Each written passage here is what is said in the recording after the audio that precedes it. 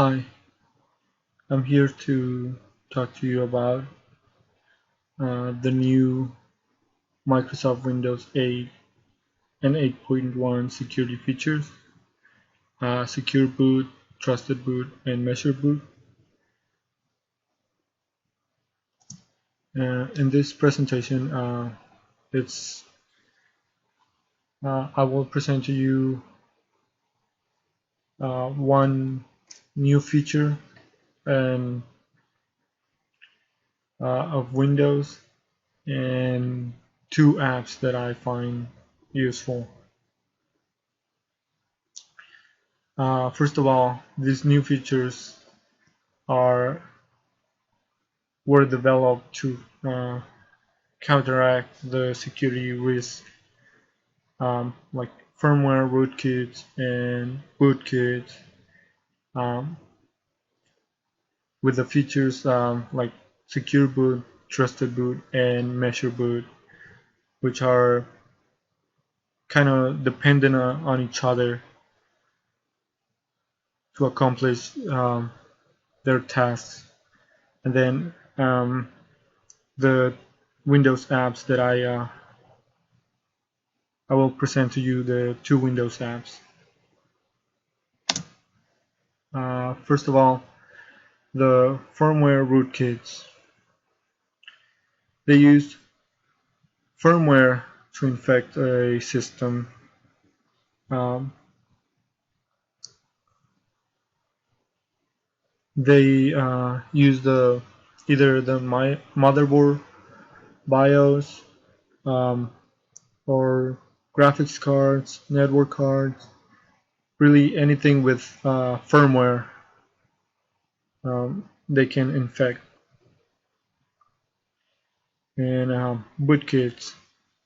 These are kernel mode rootkits that attack the master boot record, the volume boot record, and boot sectors.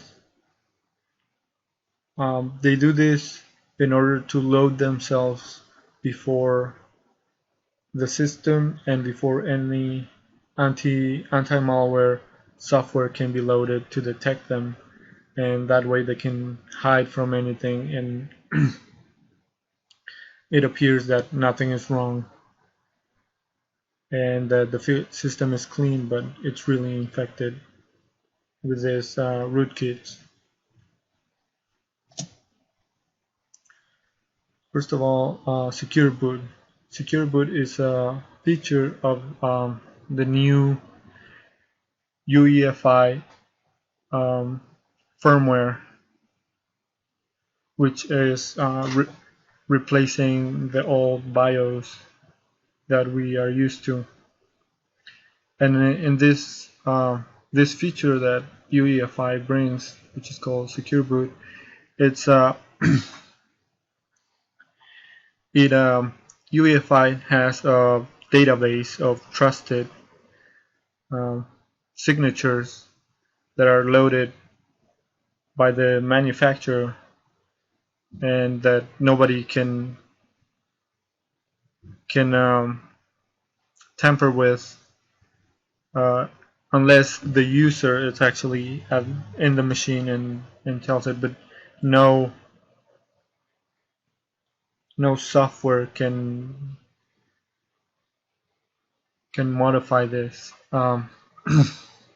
And the way Secure Boot starts, it looks at the firmware to see that it's digitally signed and compares it against its own database of digital signatures, and if it's trusted, it would pass.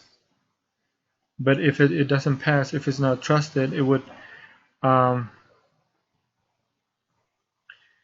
start a procedure to fix the firmware or let the user know that there is something wrong and it should be fixed. And then after it looks at all the firmware and the hardware and it decides that it's trusted, that the system is clean, then it looks for a trusted bootloader, and it also verifies the bootloader um, against the bootloader's signature to see if it's clean and if it hasn't been tampered with, and then it hands off the boot process to the bootloader. And then when the bootloader starts, uh, it verifies that the kernel it's clean and that its digital signature still trusted before loading it. And then if it finds it that it's trusted, it will load it, um, and then in turn the kernel will verify all the other components on the startup process, like boot drivers and startup files. And if everything is found clean, they're loaded, and an early anti-malware detection system starts before any other anti-malware starts. That's to prevent the system from loading any corrupted files or any infected files, any files that have malware in them. And both of those features are kind of dependent of measure boot, which is uh, it's part of the boot process. It gathers all the logs of the components and of the files that have been loaded in the system, and it it gathers all those logs, and then it would send them to a remote server to be evaluated again to see if all those signatures are still good, if they're still trusted, and if it finds anything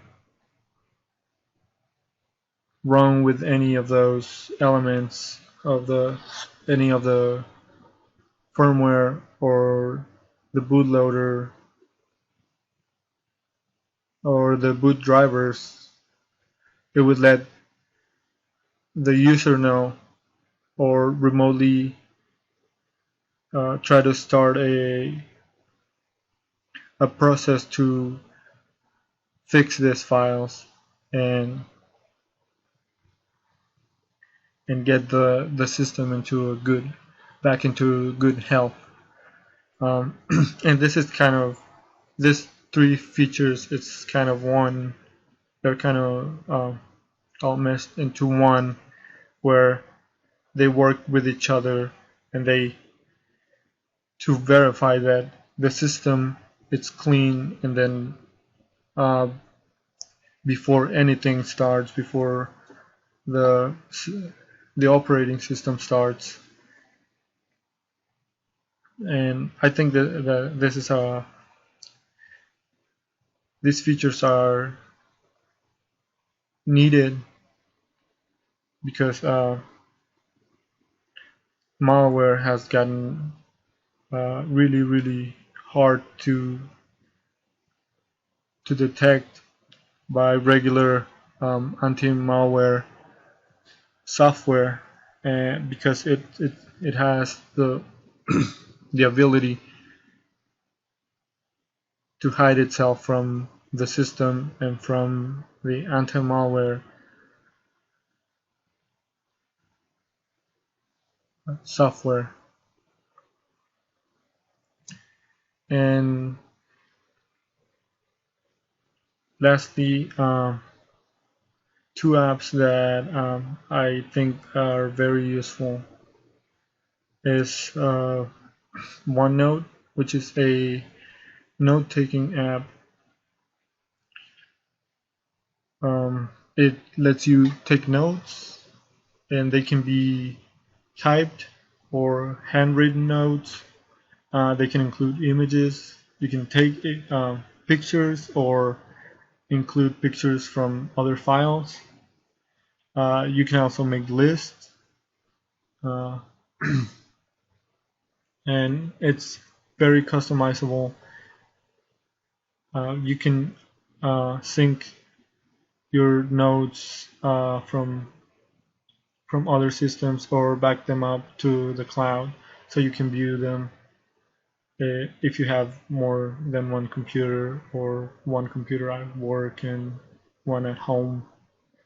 Um, Also, One Calendar. It's a